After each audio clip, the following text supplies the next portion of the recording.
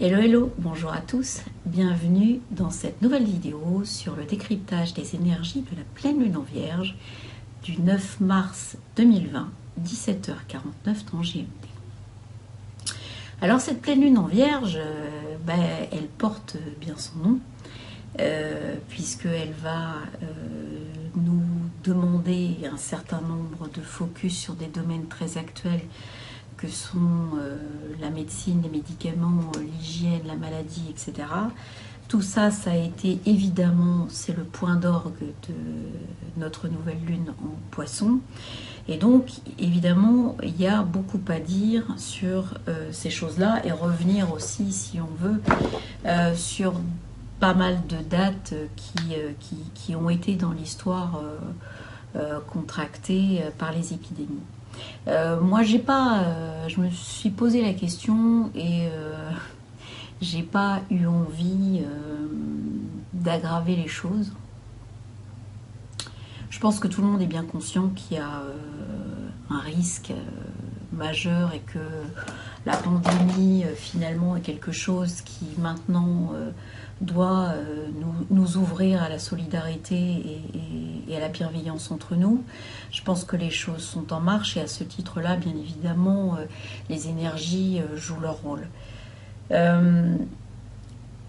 Donc, par contre, il y a des choses, je pense, qui, dans cette pleine lune en Vierge, on va voir qu'il y a une espèce d'effet qui se coule, qui est derrière et qui, selon moi, vous allez voir, on va en parler, est également surtout lié à l'économie. On a une petite conjonction Vénus-Uranus en Taureau, sachant que, on a quand même un Saturne en plus qui arrive en toute fin du Capricorne et qui va pas tarder à lâcher la barque du Capricorne pour passer en Verseau. Quand même un petit carré qui peut nous faire, je pense, qui se cache derrière cette histoire de pandémie pour faire dévisser l'économie. Donc on va y revenir. Revenons à notre pleine lune en Vierge. Alors elle est située dans l'axe Poisson, Vierge Poisson plutôt, à 19 degrés 37. Ça c'est pour les puristes. La pleine lune en Vierge, alors une lune en Vierge, c'est le service, hein, c'est le commerce, c'est le public, le travail quotidien, mais ça va parler beaucoup d'hygiène, hein, ça va parler de médicaments, d'ordonnances. Le Poisson, dans cette nouvelle lune en Poisson, lui, il était là pour marquer le fait qu'il n'y avait pas de limite. On était dans quelque chose qui se situe dans le secteur 12. Donc, maisons, hôpitaux, choses cachées, bon, on est dedans. Donc, on était vraiment sur quelque chose qui était voilà, du microbe qui se balade. La pandémie, c'est le principe hein, de pandémie. Après, le type de maladie va être plutôt généré peut-être par un Jupiter-Pluton qui, lui, va pas être du tout bienveillant hein, sur Jupiter-Pluton. On va le voir, c'est la marque de certaines épidémies. Donc ici, on a une pleine lune en Vierge qui vient nous parler un petit peu finalement de notre quotidien, de ce qu'on va faire avec, du détail qui peut être lié et qui peut être important, et en tout cas de l'hygiène. La lune en Vierge et la pleine lune en Vierge, c'est aussi la comptabilité, hein, c'est aussi les finances, c'est aussi notre compte en banque, c'est aussi ce genre de choses. Donc aujourd'hui, est-ce que cette lune en Vierge, en face, donc pleine lune en Vierge, vient nous questionner sur finalement notre souci du détail par rapport à ce qui se passe. C'est-à-dire qu'aujourd'hui, dans cette lunaison, le soleil est très conjoint et de très près à Neptune, et donc ça veut dire qu'on est encore bien dans le poisson, bien dans la maladie, un truc qui ne va pas s'arrêter, on n'est pas là pour que ça s'arrête. D'ailleurs, si on veut faire les choses bien, on voit que cette lunaison, et elle est en très bon aspect, a un petit groupe très sympa qui est Mars-Jupiter, et donc ça ne peut que galoper, ça ne peut que s'accroître, ça ne peut que aller de l'avant. Alors, Mars étant là-dedans, on peut voir qu'effectivement, ce qui est assez marrant, je mets entre guillemets, hein, c'est quand on regarde au niveau astrologique, c'est qu'on voit que les actions qui sont menées par le gouvernement, finalement, ouvrent au virus. Alors, si j'ai bien compris, c'est exactement ce qui se passe, puisque il y a un foyer actuellement à Creil, donc c'est dans l'Oise, et c'est suite à un premier retour des Français de Wuhan. Ils ont atterri sur cette base militaire de Creil. Donc, j'en déduis, en voyant un Mars-Jupiter qui est très militarisé quand même pour le coup, que effectivement cette action-là du gouvernement, mais comme d'autres, hein, le fait de ne pas réagir tout de suite, de ne pas prendre la mesure des choses, de ne pas, par exemple, une fois qu'on a vu qu'il y avait un problème chez les Italiens, on n'a pas fait grand-chose. Donc l'action du gouvernement, c'est ce que ça veut dire, hein, Jupiter-Mars en Capricorne, finalement favorise le Soleil-Neptune, qui est la marque finalement de l'affaiblissement aussi corporel, hein. Le Soleil, ça reste le corps physique, et affaibli par la maladie qui est Neptune. Donc on a quelque chose quand même qui est très... Alors les bons aspects, c'est ça qui est marrant, c'est-à-dire qu'à partir du moment où on voit ça du côté je suis une énergie qui vient pour aider l'humanité, effectivement l'aspect sera bon. Si je vois ça en disant je suis une énergie qui... je suis un humain plutôt qui subit la maladie, effectivement l'aspect est plus bon. Sauf que la lecture se fait pas de ce point de vue-là, la lecture se fait depuis l'évolution censée être OK pour l'humanité, et à partir du moment où on comprend ce que c'est, effectivement, l'aspect, on peut le traduire. Donc là, on a vraiment quelque chose qui, au niveau de cette lunaison, va nous parler d'affaiblissement, va nous parler d'actions finalement malheureuses qui sont menées. Les gens du gouvernement vont se dire qu'ils gèrent bien. Va y avoir des mesures d'hygiène demandées, hein, on voit ça très bien, ce Jupiter-Mars trigone lune en Vierge, puisque la lune est sur l'ascendant. Voilà, ce qu'on voit aussi, c'est que bon, j'ai monté la pleine lune sur le temps de Greenwich, donc l'ascendant est vraiment lié à la lune.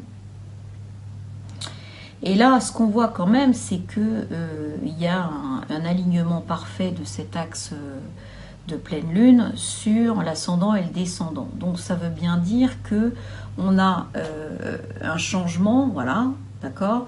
On va avoir la lune qui va monter, hein, puisque les planètes tournent comme ça. On va avoir la lune qui va monter, et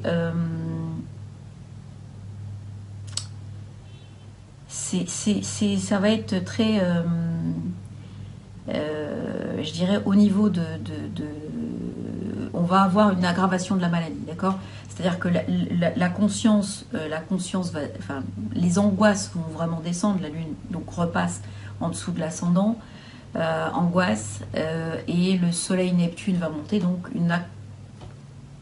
un accroissement des cas ou de la circulation de la maladie. D'autant que bon, Mercure, il est encore, à cette date-là, du 9 mars, il est encore rétrograde pour 1 ou 2 jours. Donc on est sur, n'oubliez pas, un Mercure rétrograde ou une planète rétrograde est actif dans ces zones juste avant son retour direct. Pareil quand il passe rétrograde, hein. C'est toujours au moment de son changement de cap, on va dire, qu'il peut y avoir des choses qui se déclenchent, vraiment. Alors, j'en profite pour répondre à une question qui m'est posée de temps en temps sur les planètes rétrogrades dans nos thèmes de naissance et dans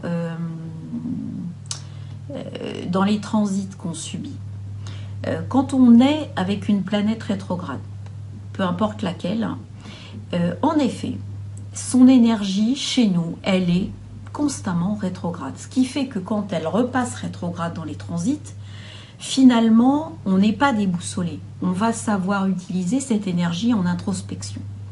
Là où ça nous déboussole, entre guillemets, c'est quand cette planète qui est rétrograde chez nous dans le thème natal est directe. C'est vrai qu'elle nous pose paradoxalement plus de problèmes, même si elle est dénommée bonne à ce moment-là et mauvaise en tant que rétrograde. C'est pour ça que j'ai tendance à pas aimer qu'on dise bah oui, une planète rétrograde elle n'est pas bonne. Elle n'a pas la même énergie. C'est pas pareil. C'est-à-dire qu'elle va avoir une énergie plus introspective, une énergie qui va être beaucoup, peut-être à des niveaux utilisés à des niveaux différents, d'accord, qu'il va falloir trouver, bien évidemment, alors qu'une planète directe va être utilisée dans son énergie de base comme ça. Voilà ce que ça veut dire. Et ça veut dire que quand une planète repasse rétrograde, si vous avez Mercure rétrograde, notamment en Verseau, ça ne va pas vous gêner. D'accord ?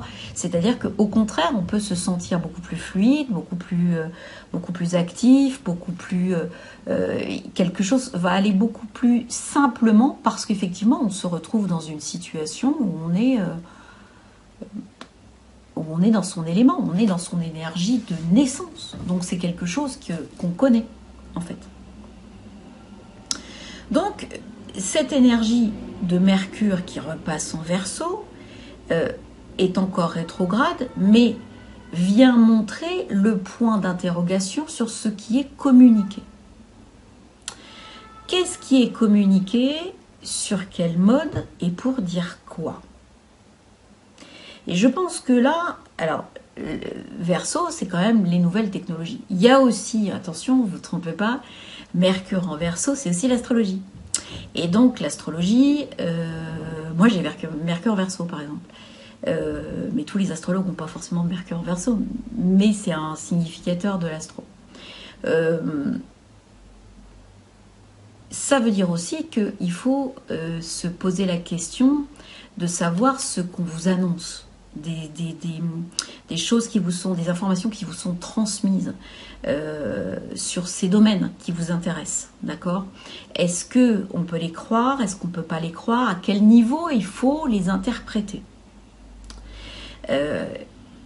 Je pense que il y a un certain nombre de choses qui doivent être comprises avec une analyse, et c'est ce que va venir dire Mercure quand il va rebasculer de l'autre côté. On a une analyse qui doit être critique. Et c'est ça que permet aussi la pleine lune en Vierge. La pleine lune en Vierge, le signe de la Vierge, est un signe éminemment critique. C'est lui qui permet de faire des analyses, c'est lui qui permet de faire de la comptabilité, c'est lui qui permet de comprendre ce qui se passe, d'analyser et de tirer des conclusions. Avec la Vierge, on est vraiment dans le signe du concret, dans quelque chose où on doit bien organiser les choses, bien les cadrer, bien les organiser.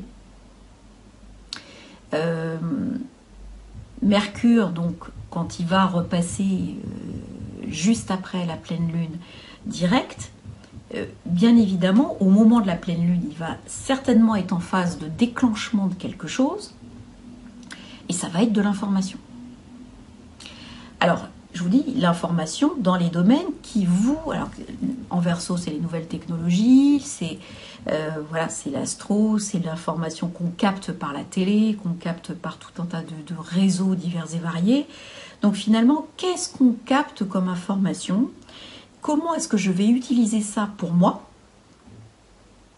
d'accord, pour ma famille, et comment je vais être suffisamment critique par rapport à ces informations pour pouvoir, je dirais, m'en nourrir.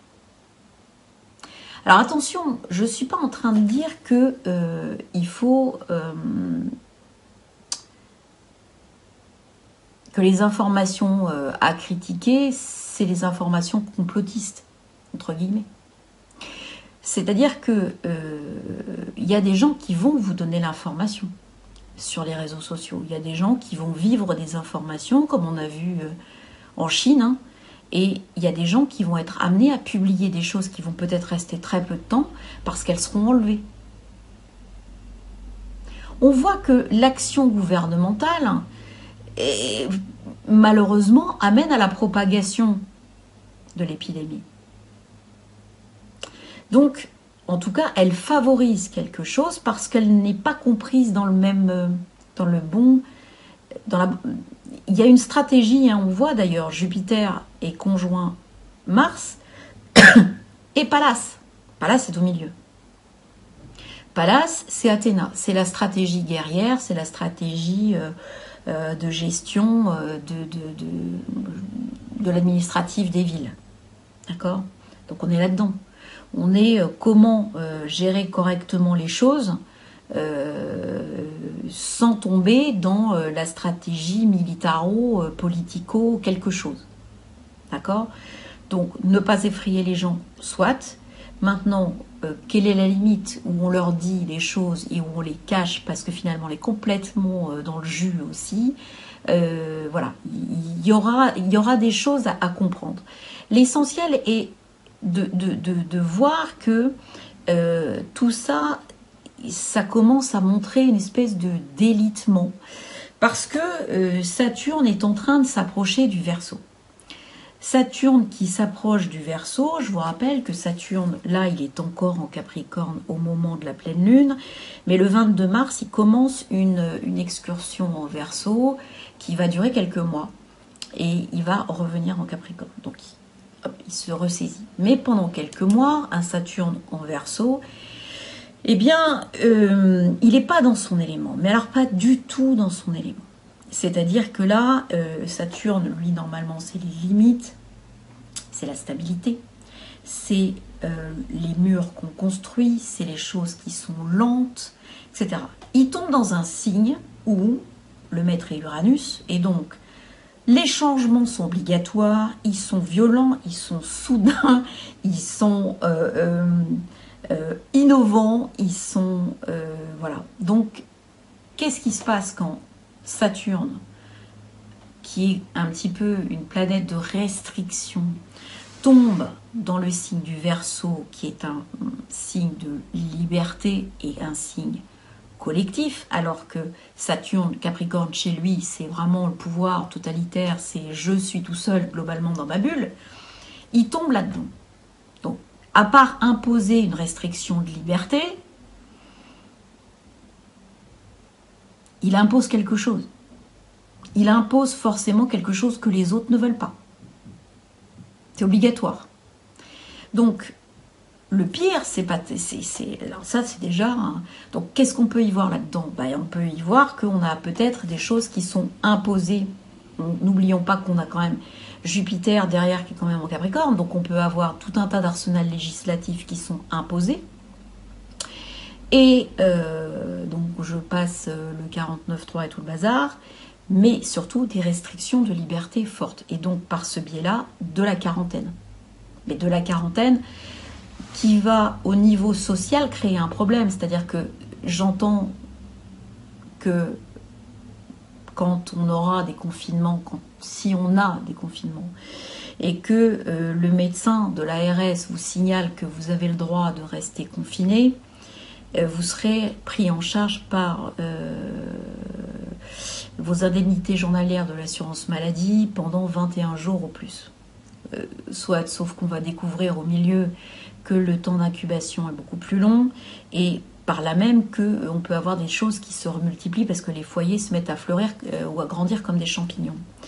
Et donc à partir de ce moment-là, on va vous dire qu'en plus, il y a tellement de foyers qu'on ne va pas forcément pouvoir vous payer. Bon. Donc, l'idée, c'est que on va aussi restreindre la liberté. En Italie, d'après ce que j'ai compris, il y avait 3 mois de prison si jamais vous sortez du confinement, de la zone de confinement. Donc, quelque part, on se retrouve avec un Saturne qui va faire un petit passage comme ça et qui va se retrouver en carré avec le maître du signe dans lequel il tombe, c'est-à-dire Uranus. Et donc, Uranus est en Taureau, donc signe de terre, donc vraiment quelque chose qui est qui est déjà pas facile pour lui non plus parce qu'il cristallise énormément de choses. Et donc là, on va se retrouver avec un beau carré. Donc globalement, je pense qu'il va y avoir attraction. Attraction parce que je pense que les gens ne peuvent pas réussir à supporter un certain nombre de choses. D'accord, notamment des privations de liberté, mais derrière des problématiques sociales. Hein. On est sur le Verseau qui va avoir des problématiques sociales. D'autant que Saturne qui va aller en Verseau va être après rejoint par Mars, qui va, je vous le rappelle, à partir de fin juin, commencer une période de 6 mois dans le Bélier pour finir sa période de 6 mois en 2021, à peu près en conjonction avec Uranus, donc rebelote. Une problématique pas forcément super sympa. Donc en attendant, pour l'instant, je dirais que ce mois de mars, il va être un petit peu chaud patate parce qu'on a une progression, comme on l'a vu avec cette conjonction Soleil-Neptune qui va se lever au-dessus donc qui va être découverte, la maladie va vraiment grandir, l'angoisse générée par la Lune va également passer en monde inférieur, donc je dirais va se généraliser également. Et on arrive sur cette conjonction Uranus-Vénus. Alors cette conjonction Uranus-Vénus, on est d'accord que bon, elle est pas loin déjà d'être en carré déjà avec Saturne. Elle est également en triplette avec l'astéroïde Karma, qui indique à chaque fois un mauvais coup. Quand il y a quelque chose à comprendre au niveau aussi de l'aspect collectif des choses, on le retrouve assez souvent. Uranus-Vénus, alors oui, Uranus-Vénus en taureau, c'est les coups de foudre, c'est les passions violentes, c'est les ruptures affectives, c'est-à-dire qu'on est obligé de se séparer d'un certain nombre de gens.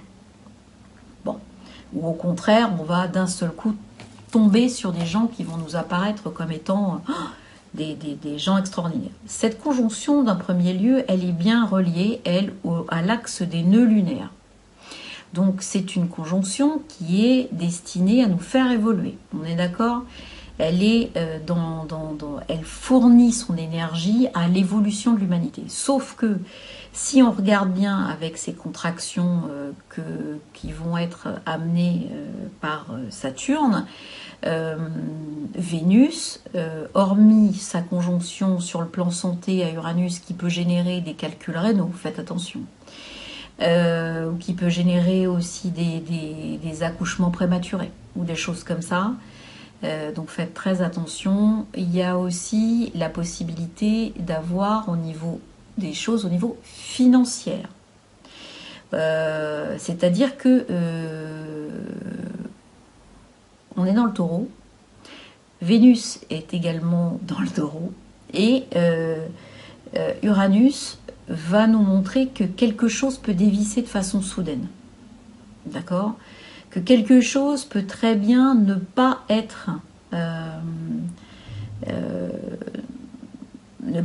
réellement bien. Il y a une espèce de rideau de fumée et d'un seul coup, paf, ça dévisse en fait. Surtout avec l'astéroïde Karma qui est juste à côté. Donc on se retrouve avec quelque chose qui est très instable malgré le signe du taureau. Alors ça peut être aussi quelque chose qui se matérialise, je dirais, au niveau géologique. Hein, ce genre de truc, ça peut être un gros séisme, ça peut être quelque chose de très violent à ce sujet-là. Voilà, ça peut être aussi une problématique, le Verseau est pas loin, hein, on peut avoir une problématique nucléaire. Voilà, quelque chose qui est de cet ordre-là. Mais l'ascendant Vierge, la Lune, etc., me fait dire que ça peut être un truc économique aussi. Donc on peut avoir très bien quelque chose qui est en train de se produire et qui à un moment donné, il va y avoir on peut avoir imaginé qu'il y ait une chute, pouf, des bourses mondiales, qui génèrent une impossibilité, par exemple, de payer un certain nombre de choses. Ça, c'est quelque chose qui, en tout cas, n'est pas à négliger. On est vraiment sur une conjonction qui, à mon avis,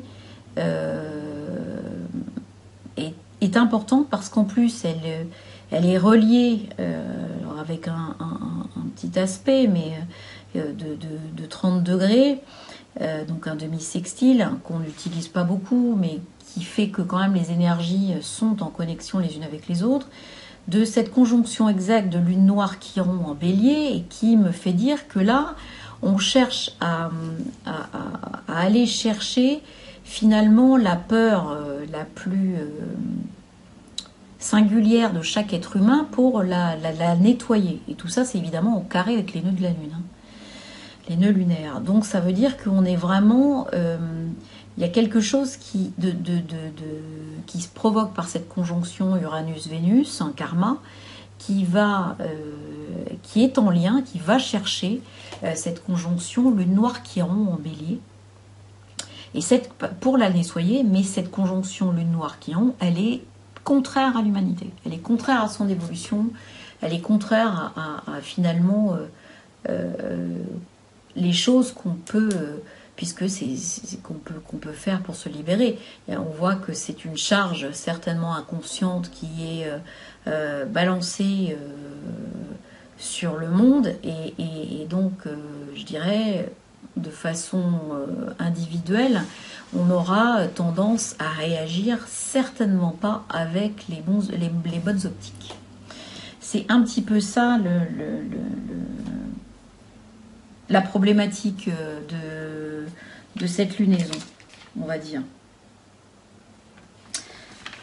Alors, je voudrais revenir donc simplement pour bien comprendre ce que c'est qu'une énergie cyclique, hein, qui revient et qui apporte finalement un certain nombre de choses qui sont les mêmes.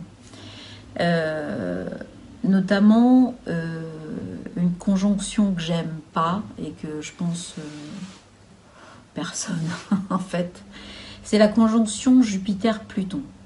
Autant Saturne-Pluton, on est sur de la déconstruction matérielle en fonction de la façon dont on est attaché à la matérialité autour de soi. On peut envisager les choses plus ou moins correctement.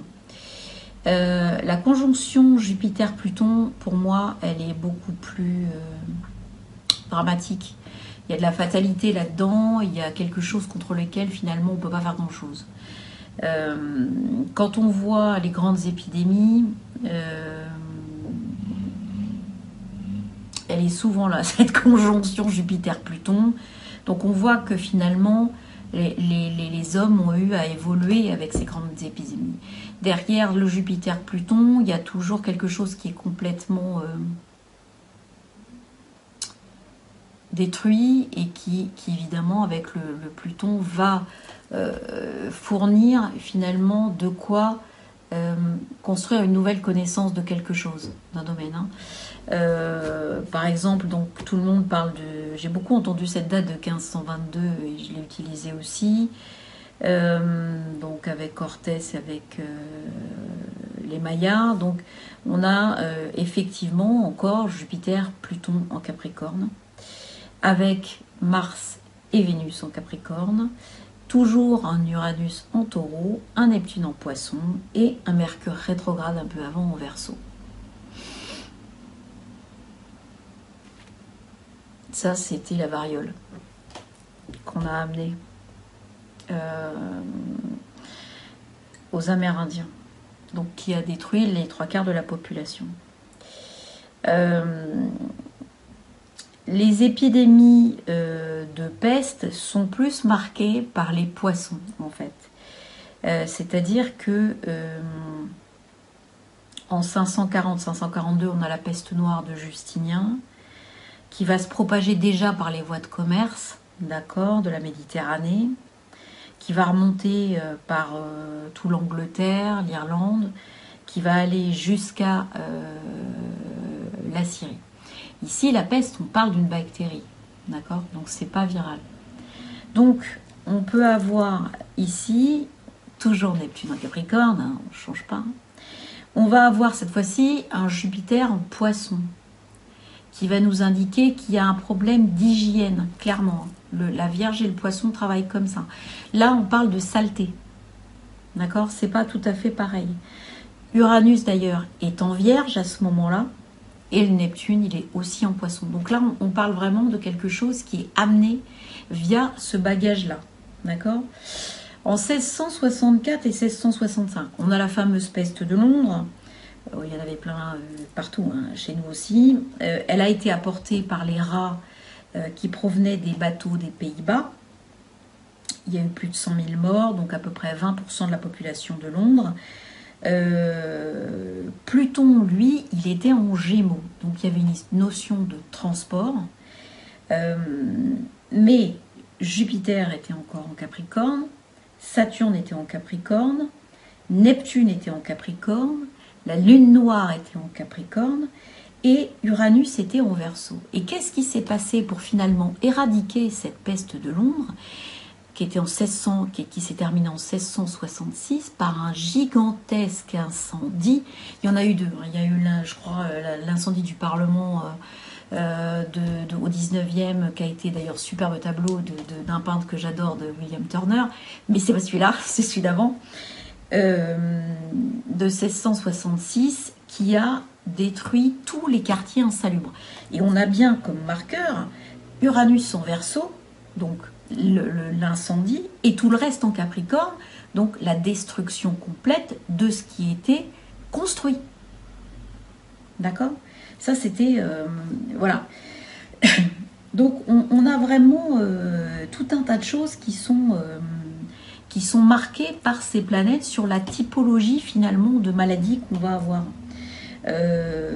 Donc, par exemple, c'est horrible de faire ce genre de recherche, mais quelque part, je suis intéressée de voir la typologie d'énergie véhiculée par chaque maladie, en fait, par chaque épidémie. Parce que je pense que ça nous apprend aussi beaucoup de choses sur la chose à apprendre de l'humanité pour s'en sortir, en fait. Je pense que l'issue de la porte de sortie est à l'intérieur de cette énergie d'épidémie. C'est très bizarre. Et alors 1852-1860, on est sur la pandémie de choléra. Donc là, on a un Pluton qui est en Taureau, donc on est sur le corps qui est très affaibli. Neptune en Poisson, donc on est toujours sur ces propagations. Jupiter en Scorpion. Or, le choléra, on se déshydrate complètement par la diarrhée, d'accord? Et les vomissements. Donc il y a bien une histoire de perte d'eau et de choses au niveau, de pourrissement au niveau d'eau contaminée, en tout cas. Hein, avec le Neptune en Poisson, il y a cette notion d'eau contaminée. Saturne, donc on a dit Pluton était en Taureau, mais pas que. Il y a eu Saturne, Uranus, qui étaient en Taureau, qui se sont retrouvés évidemment opposés à Jupiter en Scorpion. Et les nœuds étaient en Cancer. Le nœud nord, en tout cas, était en Cancer. Donc on a bien quelque chose à chaque fois, je trouve, qui est marqueur de la typologie d'épidémie. C'est assez confondant finalement. Quand on regarde aussi, pour finir, la grippe espagnole, qui donc était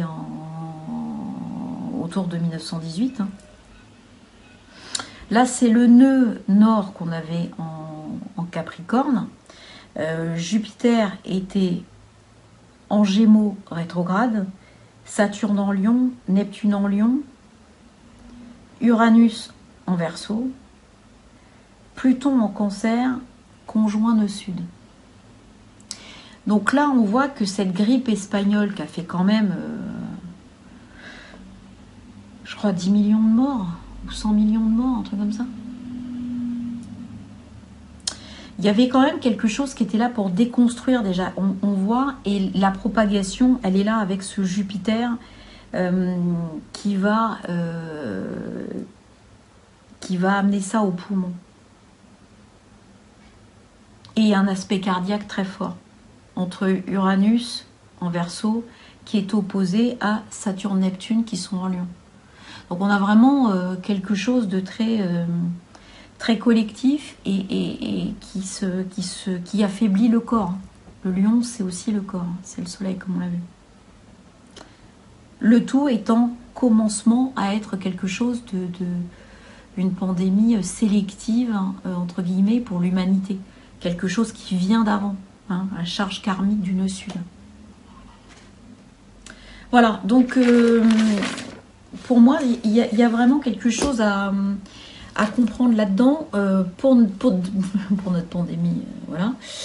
C'est vraiment, je pense qu'il faut insister sur ce qui se joue, c'est ce qui va se passer en Verseau.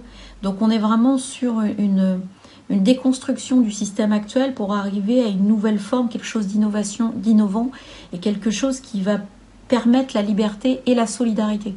Finalement, la liberté ne sera accessible que par la solidarité, en fait. Donc voilà, nous, c'est notre porte de sortie. Notre porte de sortie, c'est Saturne, qui va aller d'abord dans ce Verseau, puis Jupiter, pour la reconstruction ensuite. Viendra ensuite Pluton. D'accord? Donc il y a une profonde transformation qu'il faudra opérer pour pouvoir, je dirais, réguler, construire et ordonner une nouvelle forme de vivre ensemble, comme ils me disent, ouais. Mais qui sera vraiment basée sur la solidarité pour pouvoir justement construire une nouvelle société, un nouveau fonctionnement. Voilà, ça c'est... On a fini avec... on n'a jamais fini. Il faut bien arrêter. Donc ça, c'était la pleine lune en Vierge. Au niveau de la numérologie, 9 plus 3, ça fait 12. plus 4, eh bien ça fait 16. Alors, 16, eh bien c'est... On rebascule finalement sur la maison Dieu. La maison Dieu qui est un édifice qui s'écroule. Il y a quelque chose qui est soudain, puisque c'est le tonnerre, c'est Dieu qui vient frapper la tête, le haut du bâtiment, donc la tête, l'ego, l'intellect de ce qu'on veut démonter, et qui vient faire finalement s'effondrer un bâtiment par le haut. C'est-à-dire que tout ce qui avait été pensé, réglementé, mis en place intellectuellement tombe. D'accord ? Donc, ça donne la possibilité de rendre, je dirais, cet effondrement plus conscient dans l'énergie de tout le monde. On doit pouvoir se poser la question de savoir si, finalement, cet effondrement, il n'a pas pour but de commencer à nous poser les questions sur la solidité du régime, sur la solidité de ce que nous avons mis en place, sur la solidité de ce qui est notre construction intérieure, pour pouvoir, je dirais, trouver la porte de sortie qui est située certainement pas très loin. Le bâtiment qu'on voit, la maison Dieu, c'est pas que l'ego, c'est aussi le corps.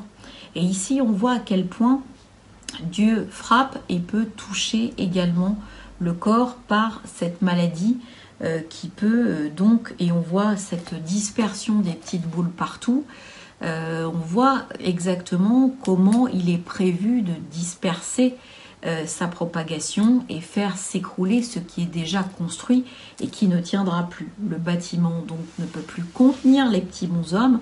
Est-ce qu'on nous parle ici des hôpitaux ?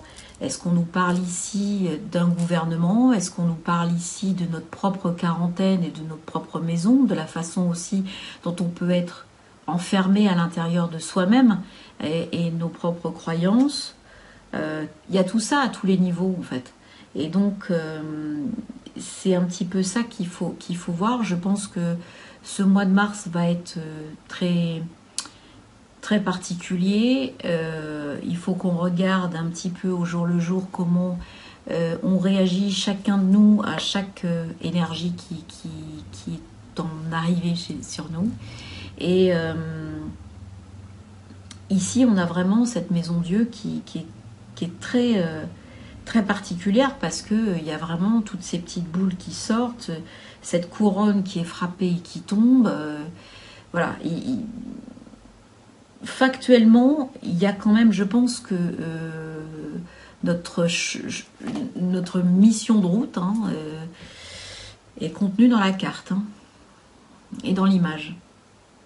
Donc, il faut se dire que globalement, même si ceci n'est pas un exercice, c'est toujours ce qu'on dit quand il y a une alarme incendie et qu'on veut que les gens n'évacuent pas et ne paniquent pas, on dit c'est un exercice. Et je pense que là, non, ce n'est pas un exercice. Donc, je pense qu'il faut vraiment comprendre les choses, comprendre pourquoi elles arrivent, comprendre un petit peu la façon de conscientiser de ce qui se passe pour que le plus possible de gens comprennent que c'est vraiment pour pouvoir changer de société, que c'est vraiment pour pouvoir mettre en place de nouvelles valeurs, de nouvelles façons de s'entraider, de nouvelles façons de fonctionner, qu'on pourra assister, je dirais, serein à ce qui se passe. On n'est pas destiné à tous mourir, c'est pas possible, c'est pas vrai, c'est pas comme ça que ça va se passer. Voilà. Donc, il y a forcément des gens qui seront touchés, oui, mais je pense que plus on sera conscient de ce qui se passe et qu'on comprendra l'énergie qui est sous-tendue dans ce qui se passe maintenant, et donc moins on dégagera d'énergie de panique et de problématiques de peur, eh bien je pense que plus sereinement on passera la tempête et plus vite surtout on en sortira. C'est-à-dire qu'à partir du moment où la collectivité ici sera consciente de ce qui se passe, c'est fini, il n'y a plus de virus. On est sur un truc qu'on constate qui est énergétique. Quand les gens ont commencé à comprendre pour la peste que les mecs qui tiraient les chariots, ils étaient jamais malades, d'accord, et qu'ils continuaient à ramasser les corps et blablabla. Il y a eu des gens qui sont allés chercher finalement ce qu'il y avait sur les chevaux et ça tuait la bactérie. Et il se trouve que voilà, il y a eu une compréhension de ces rapports avec l'hygiène, avec toutes ces épidémies, mise en place des mesures, mise en place de tout un tas de protocoles, etc. Et on a fini par avancer et la collectivité a fini par agir différemment, par se structurer différemment, par comprendre les choses différemment. Et ici, c'est encore une nouvelle étape, encore une nouvelle marche qu'il faut qu'on monte tous ensemble. Et on n'a pas le choix. C'est quelque chose qu'il faut qu'on comprenne tous. Et donc plus vite, par contre, ça sera fait, plus vite, comme pour la peste, comme pour les autres épidémies, les choses, je dirais, ne seront plus actives. Alors on sait que ce virus, il est probablement, on ne connaît pas la source, il peut être issu de tout un tas de trucs pas naturels.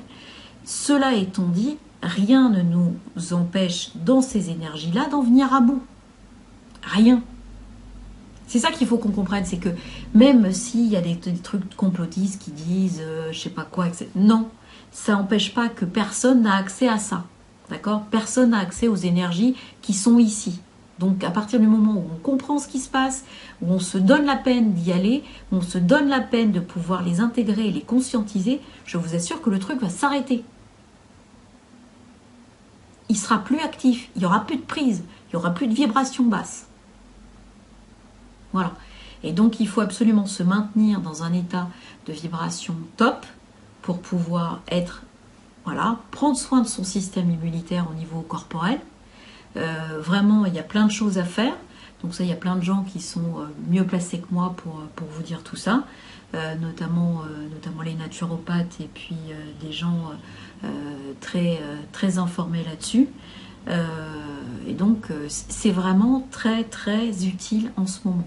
Et donc, pensez à vous mettre en forme, à continuer à faire du sport, à prendre soin de votre corps qui est affaibli, on l'a vu. Donc, il faut le maintenir en forme.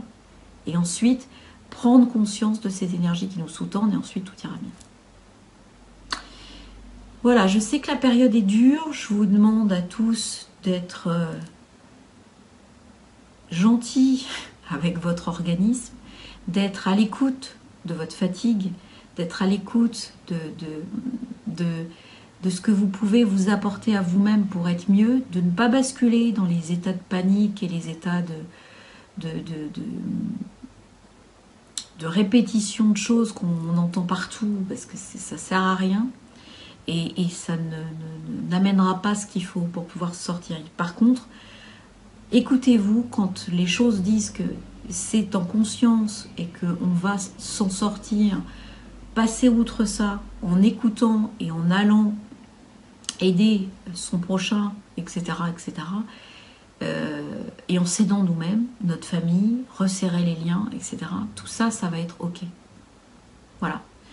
Je vous embrasse très fort. Prenez soin de vous, prenez soin de vos proches. Et puis je vous dis à très vite pour une prochaine vidéo. Et pourquoi pas, pour ceux, à très très bientôt, pour ceux qui sont sur mon groupe Facebook. Dès après, il y aura une autre capsule sur les solides platoniciens et la façon de les utiliser pour la pleine lune en Vierge. Voilà, je vous embrasse. À très vite. Ciao, ciao.